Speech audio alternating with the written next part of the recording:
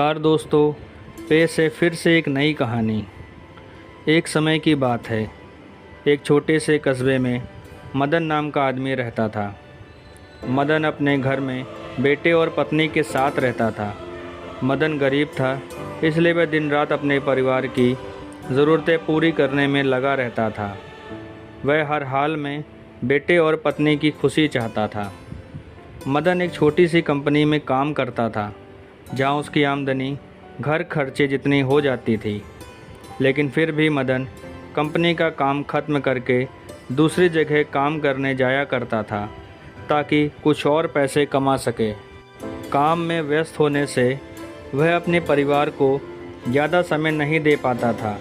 मदन 24 में से 15 घंटे घर से बाहर काम में निकाल देता था। रात को देर से आता और सुबह जल्दी चला जाता था। इस तरह कुछ दिन बीतते गए।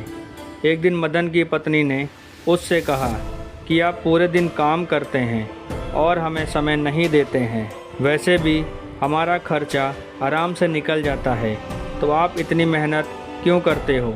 हमारे पास जितना है उसी में हमें खुश रहना चाहिए। चलिए आज हम तीनों कहीं घूमने चलते हैं।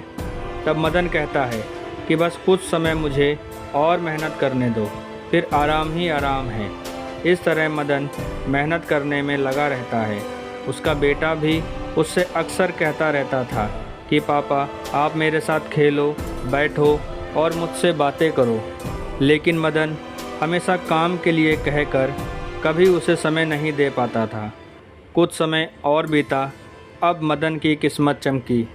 मदन की नौकरी जिस कंपनी में थी, अब उसका मालिक मदन को मैनेजर बना देता है, क्योंकि मदन काफ़ी समय से वहाँ काम कर रहा था और अब वह मालिक का विश्वास पात्र बन गया था।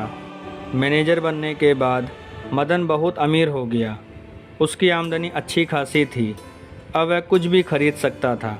उसकी गिनती धनी लोगों में होने लगी। पत्नी और बेटा बस एक बार कोई चीज़ मांग लेते तो वह तुरंत हाजिर कर देता था। एक दिन बेटा और पत्नी दोनों मदन से बहुत ज़्यादा ज़िद करते हैं कि वे तीनों समुद्र के किनारे घूमने चलें। मदन कहता है कि ठीक है, आज चलेंगे, लेकिन मुझे कंपनी में थोड़ा काम है, इसलिए तुम दोनों समुद्र के किनारे पहुँचो। मैं सीधा कंपनी से काम ख़त्म करके पहुँचता हूँ। पत्नी और बेटा दोनों वहाँ चले जाते हैं। तभी समुद्र में बहुत बड़ी सुनामी आ जाती है और आसपास के लोगों को भी बहा ले जाती है। पत्नी और बेटा दोनों पानी में बह गए। जब मदन वहाँ पहुँचता है तो ऐसी हालत देख घबरा जाता है। उसने हर जगह देखा, लेकिन सब कुछ नष्ट हो चुका था। उसे यकीन हो गया कि उसकी पत्नी और बेटा भी बह गए। वो ज़ोर ज़ोर से रोने लगा और अपनी पत्नी की बात को याद करने लगा कि हमारे पास जितना है उसी में खुश रहना चाहिए और अपने परिवार के साथ खुशी के नए पल बनाने चाहिए, ताकि हम उसे हमेशा अपने दिल में संभाल कर रख सकें। पैसों का क्या है, कभी होंगे तो कभी नहीं होंगे। सीख: हमेशा अपने परिवार के साथ समय निकाल कर बैठना चाहिए।